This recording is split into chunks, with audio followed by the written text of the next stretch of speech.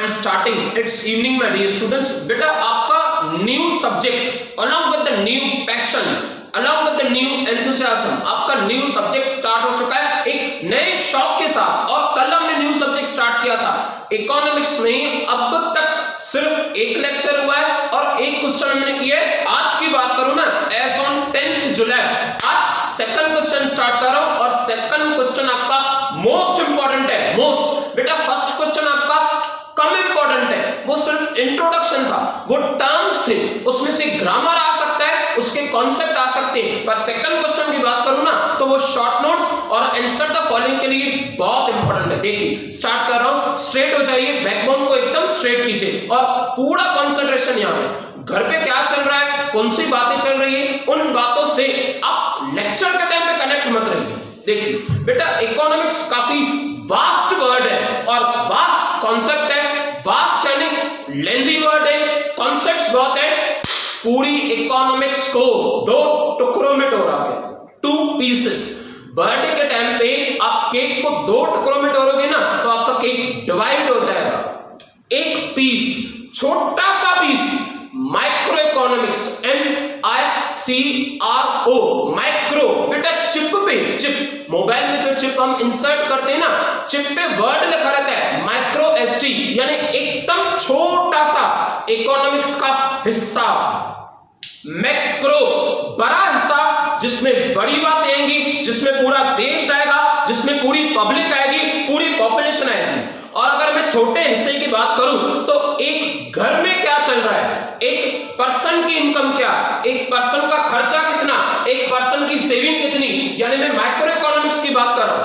अगर मैं पूरे देश की बात करूं वो केक के बड़े पीस की, तो पूरे देश में पॉपुलेशन कितनी, MA मैक्रो इकोनॉमिक्स। पूरे देश में कोरोना की तकलीफ, MA मैक्रो इकोनॉमिक्स। पूरे देश में लॉकडाउन की वजह से नुकसान कितना हुआ, MA मैक्रो इकोनॉमिक्स। अगर एक ट्री की बात करूं तो माइक्रो इकोनॉमिक्स, अगर पूरे फॉरेस्ट की बात करूं तो मैक्रो, MACRO मैक्रो इकोनॉमिक्स। और आपके पास जो क्वेश्चन है वो एक जने की बातें, individual units, individual factories, individual income, individual saving, individual एक जने की इनकम, एक जने का खर्चा, एक जने की सेविंग, उससे कहते हैं माइक्रो इकोनॉमिक्स। रीड कर रहा हूं मैं, देखिए काफी अच्छे से आपको और भी आगे जरूर समझ में आएगा। What do you mean by the micro economics and explain the basic concepts, explain the basic concepts of the micro economics. 1933 sir Ragnar Frisch coined the term macroeconomics। coined यानी वर्ड इन्होंने दिया था, सर रेगनर फ्रिश। आपको blank में आ सकता है, who coined the term macroeconomics, sir Ragnar Frisch. आगे and macroeconomics also, यानी ये 2 वर्ड्स इन्होंने दुनिया को बताए थे। These 2 words are derived from the Greek word micros, MIKROS। Greek word में के कहते हैं, एक्चुअली इसकी स्पेलिंग MICRO है। In the Greek word micros and macros respectively।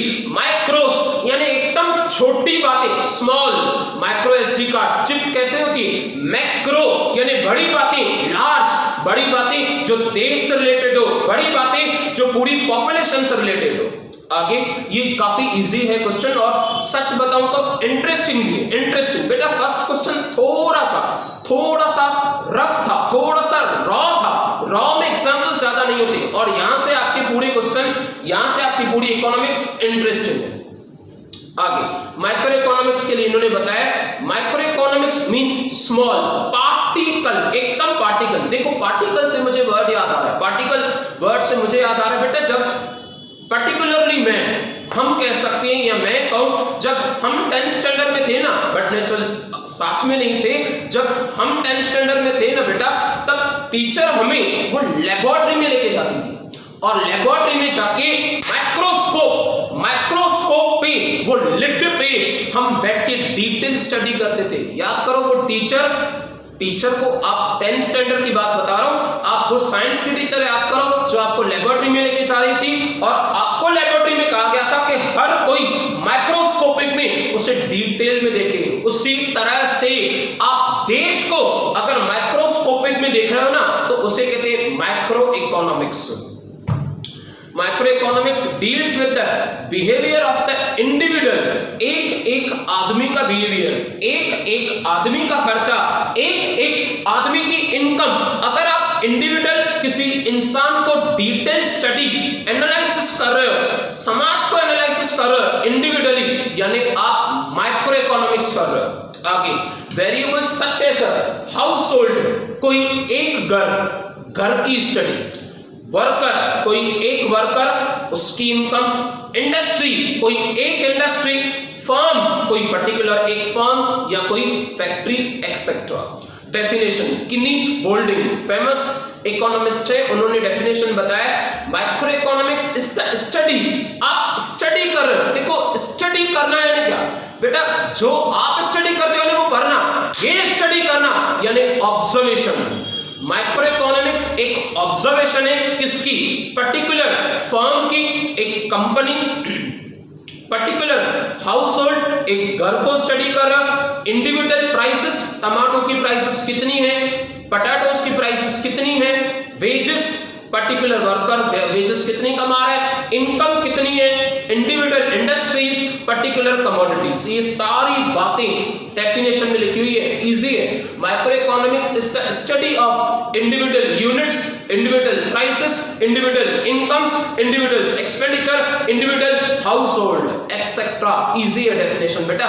देखो इंडिविजुअल वर्ड तो आपको याद है, बाकी प्राइसेस, बाकी कमोडिटीज, बाकी इनकम, बाकी एक्सपेंडिचर, बाकी सेविंग, ये आप इजीली याद कर सकते हो। आगे next basic, the basic concept. अगर बेसिक कॉन्सेप्ट की बातें करें ना माइक्रो इकोनॉमिक्स में, नंबर 1 फर्स्ट वांट, वो चीज जो आज तक नहीं मिली, इच्छा, वो जो चीजें हमें चाहिए।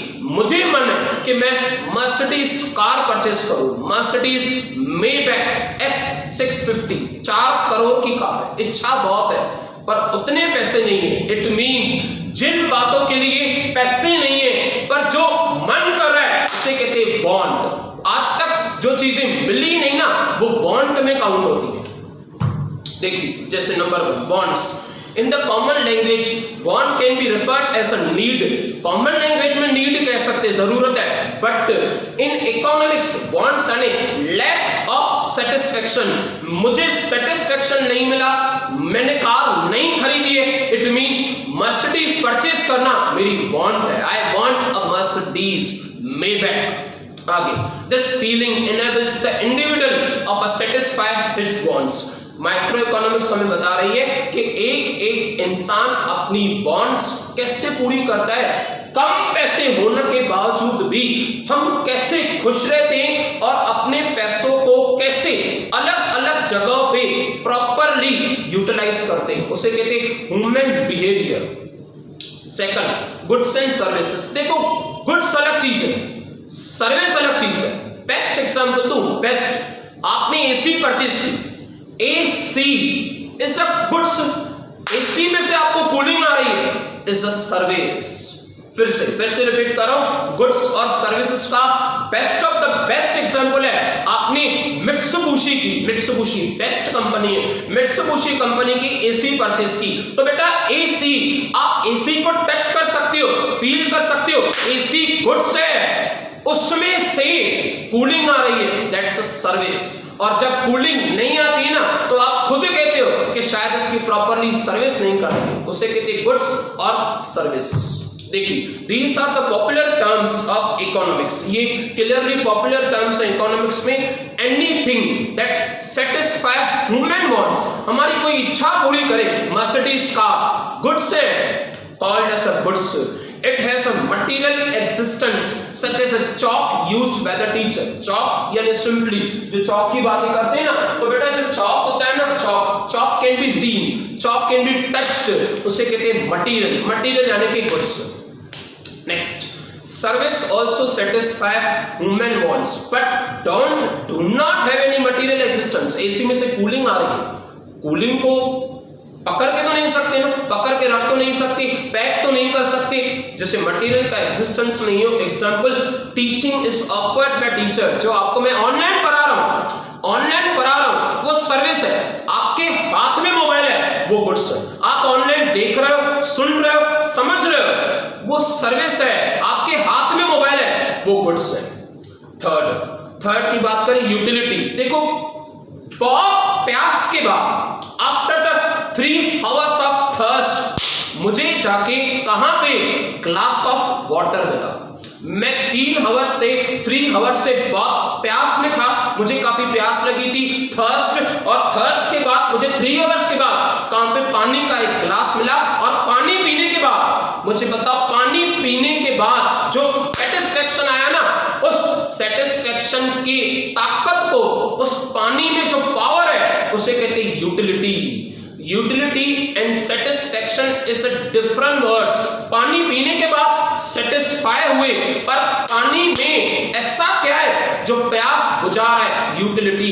देखो, किसको बहुत प्यास लगी और उसे जानबूझ के आप भरा पाव लेके दो, मतलब गुस्सा हो जाएगा वो, सिंपली वो आपको कहेगा कि मुझे भूख नहीं है, मुझे थर्स्ट, पानी की प्यास है। तो पानी में ऐसा क्या है? यूटिलिटी। और किसी को बहुत भूख हो, आप जानबूझ के पानी की बोतल दो, मतलब सच्ची में नफरा हो जाएगा उधर ही।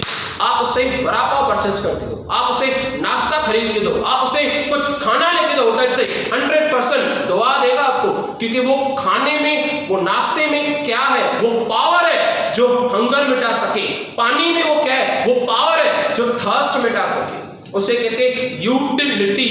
सेटिस्फेक्शन अलग है, खाने के बाद आता है, पानी पीने के बाद आता है, और वो पानी में ताकत, यूटिलिटी, खाने में ताकत, वो यूटिलिटी। नेक्स्ट, आज का कॉन्सेप्ट, और अभी से, आज का नहीं, अभी से सारे कॉन्सेप्ट इजी है, सिर्फ फर्स्ट क्वेश्चन को छोड़ के। मैंने थर्ड टाइम ये सेंटेंसेस कहे, आई नो वेरी वेल बेटा, एक क्वेश्चन की वजह से आप इकोनॉमिक्स हार्ड समझो, इट इज रॉन्ग कंप्लीटली। आप आगे स्टडी देखो, आपको 100% एंजॉयमेंट होगा।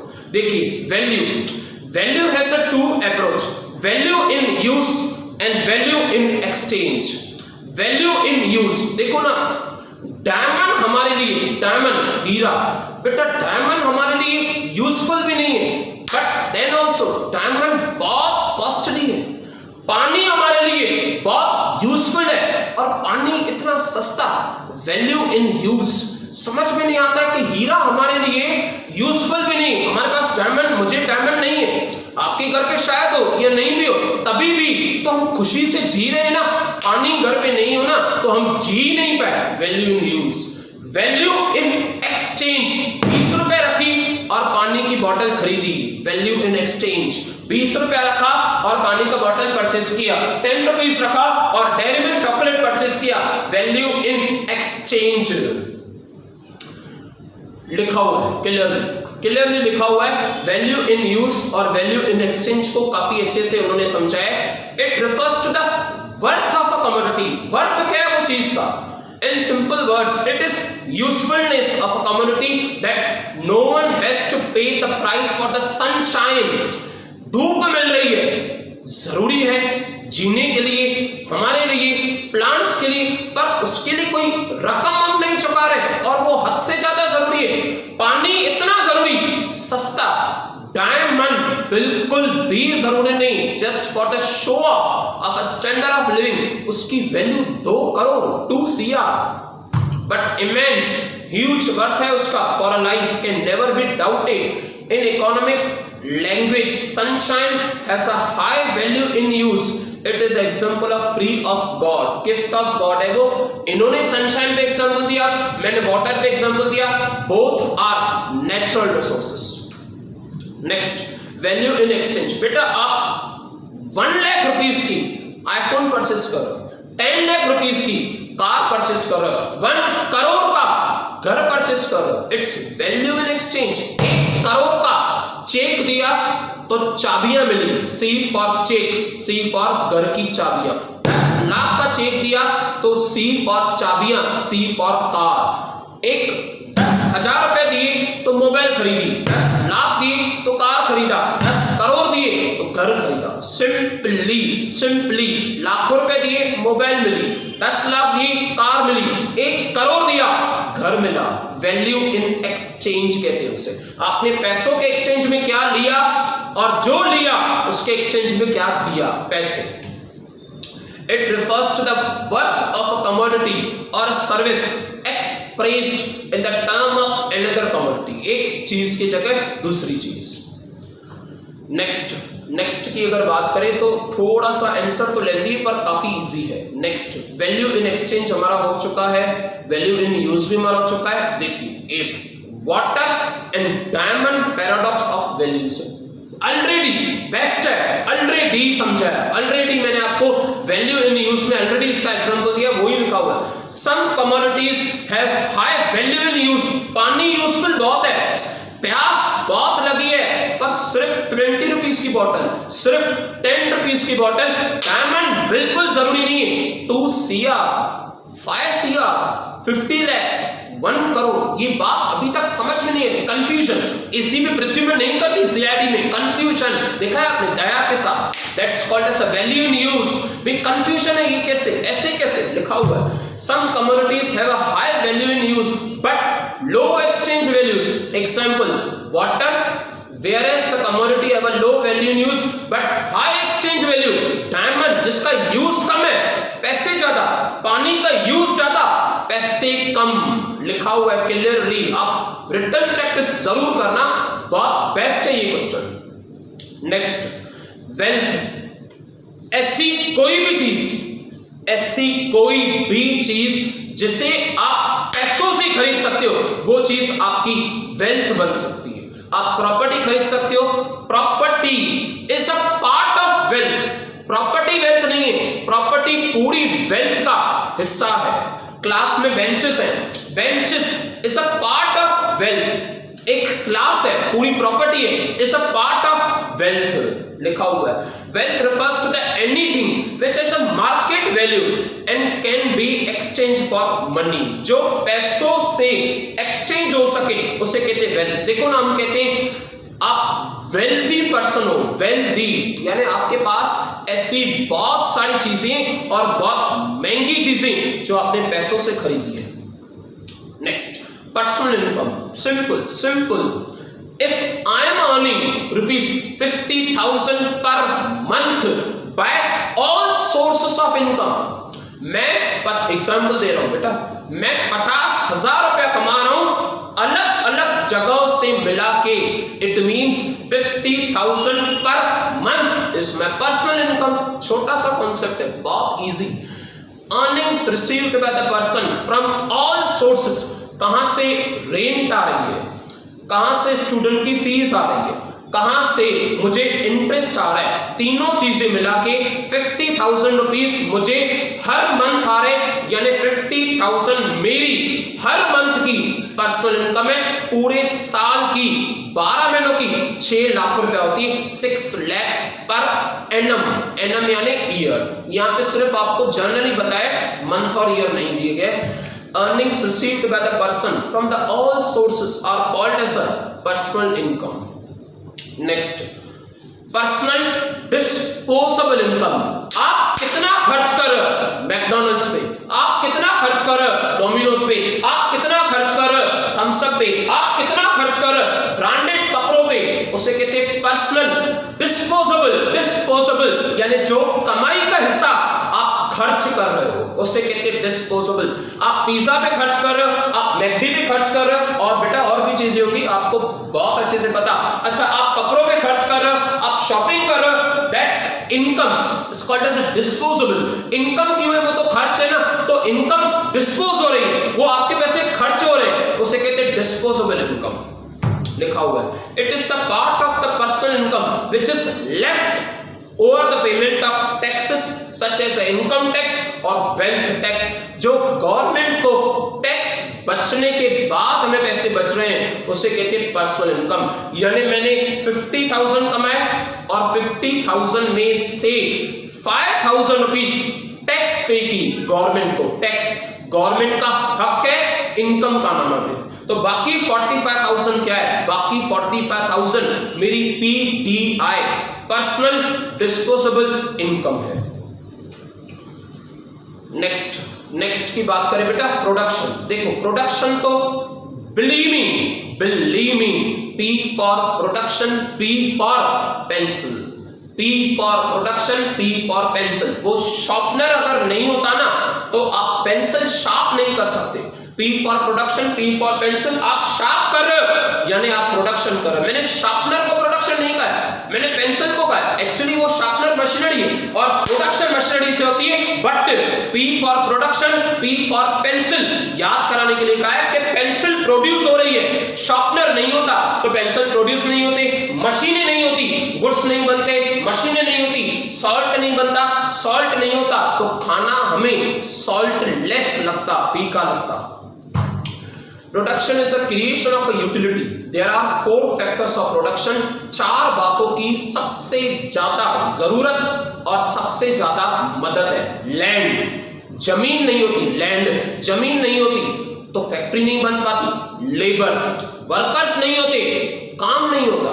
Material, land, labour, capital, capital यानी पैसे भी समझो, कैपिटल यानी मटीरियल भी समझो, कैपिटल यानी मशीनरी भी समझो। ऐसी कोई भी चीज जिससे आपकी प्रोडक्शन हो रही है उसे कहते हैं कैपिटल। फोर्थ, एंटरप्रेन्योर, वो ओनर, वो प्रोप्राइटर जो चेयर पे बैठा है और पूरी इंडस्ट्री चला रहा है उसे कहते हैं एंटरप्रेन्योर। फैक्टर्स ऑफ प्रोडक्शन की बात करें तो 4 फैक्टर्स ऑफ प्रोडक्शन होंगे। क्वाइट पॉसिबल, मुझे लग रहा है शायद आपने 10th में भी पढ़ा हो, land, labour, capital, entrepreneur. The 4 factors of production such as land, labor, capital, entrepreneur. Distribution, बेटा हक नहीं रखते ना, हक नहीं रखते। देखो आप सेमेस्टर्स दे रहे हो, सेमेस्टर की रिजल्ट आएगी, यूनिट टेस्ट दोगे, यूनिट टेस्ट की रिजल्ट आएगी, फाइनल ईयर की दोगे, फाइनल ईयर की रिजल्ट आएगी तो आप जमीन खरीद नहीं सकते तो जमीन के पीछे रेंट पे करो। अगर आप लैंड परचेस नहीं कर रहे हो ना तो आप लैंड रेंट पे ले सकते हो। फ्लैट नहीं खरीद सकते हो तो फ्लैट रेंट पे ले सकते हो। लेबर, वर्कर का हक नहीं रखो, उसे वेजेस दो। W for worker, W for wages, S for staff, S for salaries. आगे कैपिटल, बेटा पैसे आपके पास नहीं है, बैंक लोन लो, बैंक में से लोन निकलवाओ, अप्रूव करवाओ और मशीनें खरीदो। बैंक में से लोन अप्रूव करवाओ और उससे आप रॉ मटेरियल्स परचेस करो। बैंक लोन के पीछे आपको ब्याज करना होगा, ब्याज को कहते हैं इंटरेस्ट। लास्ट, एंटरप्रेन्योर, एंटरप्रेन्योर का हक है ना बेटा, देखो जो इतना दिमाग लगा रहा है, अपनी एनर्जी लगा रहा है, अपना टाइम दे रहा है तो क्या P फॉर पॉकेट और P फॉर प्रॉफिट उसका हक नहीं है। 100% एंटरप्रेन्योर क्या कमाना चाहता है? Profit. P for pocket, P for profit. Distribution में पूरा लिखा हुआ है, आप जरूर पढ़ लेना उसे। एक्सचेंज, एक्सचेंज की बात करें तो आज का जमाना बार्टर सिस्टम नहीं है, वो गए, वो पुराने दिन गए। आप मुझे वीट दो, मैं आपको राइस दूंगा, हिस्ट्री में पढ़ा होगा आपने। आप मुझे वीट दो, मैं आपको राइस दूंगा, बार्टर सिस्टम। आप मुझे लाखों रुपया दो, मैं आपको आईफोन दूंगा। यस, ये आज का जमाना कह रहा है बेटा, उसे कहते हैं exchange. It gives and takes between the various units of economy. Exchange refers to the sale and purchase of goods and services. Last but not the least, ultimately जब आप 200 रुपीज पे करोगे ना, उस पिज्जा के सेंटर पे, उस pizza के कॉर्नर में, उस पिज्जा स्टोर में जब आप 200 रुपए पिज्जा के लिए पे करो ना तो बेटा आपने वो पिज्जा कंज्यूम कर लिया और आप कंजम्पशन के बाद काफी सेटिस्फाई हो, उसके बाद जाके आप 200 रुपए दे रहे हो। अदरवाइज आप कंप्लेन भी कर सकते, पैसे देते पर कंप्लेन भी करते। कंजम्पशन, ऐसी कोई भी चीज, या तो आप खा रहे हो, पिज्जा खा रहे हो, या तो आप पी रहे हो, ड्रिंकिंग वाटर आप पी रहे हो, उसे कहते हैं कंजम्पशन। या तो प्लस, मैं ऐसे साइन करूं ना बेटा, इट मींस प्लस, या तो आप उसे यूज करो। देखो एसी चल रही है, मैं इलेक्ट्रिसिटी यूज कर रहा हूं, उसे भी कंजम्पशन कहते हैं, यानी एसी इलेक्ट्रिसिटी की उस यूनिट्स को कंज्यूम कर रही है। It makes the use of the goods, pizza, services, electricity to satisfy the human wants. हमारी सारी इच्छाएं इनके थ्रू ही सेटिस्फाई होती है। That's sufficient for today. आप अच्छे से पढ़ लेना। Last quote of the day, बेटा कोट ऑफ द डे के बाद हमारा लेक्चर सक्सेसफुली कंप्लीट हो जाएगा। देखिए, अ ब्यूटीफुल डे, आपका सुंदर दिन begins with a beautiful mindset। आपका ब्यूटीफुल डे तब होगा, आपका दिन सुंदर तब होगा जब आपके विचार एकदम फिक्स होंगे, आपका कॉमन बिहेवियर फिक्स होगा, आपका बिहेवियर किसी की वजह से चेंज नहीं हो रहा, आपकी सोच पे किसी का काबू नहीं है, आपकी सोच पे खुद का काबू है। यानी कुछ भी हो जाए, अगर ट्रेन पटरी से उतर नहीं रही है, वो ट्रैक से उतर नहीं रही है, तो आपका दिन कभी भी खराब ही नहीं हो सकता। A beautiful day begins with a beautiful mindset। Bye, take care, have a nice day।